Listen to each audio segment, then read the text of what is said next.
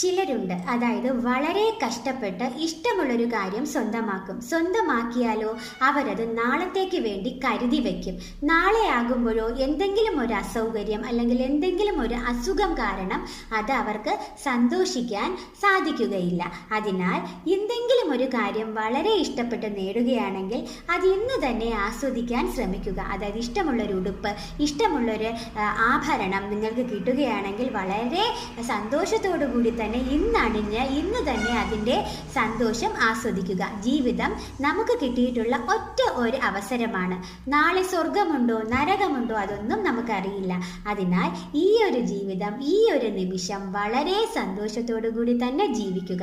അങ്ങനെ ജീവിക്കുകയാണെങ്കിൽ ഇവിടം തന്നെ നിങ്ങൾക്ക് സ്വർഗമാക്കി മാറ്റാൻ സാധിക്കുന്നതാണ്. എന്ത് തീരുമാനമെടുത്താലും വളരെ ആലോചിച്ച് തന്നെ തീരുമാനിച്ച് അത് നടത്തുക. നന്ദി, നമസ്കാരം.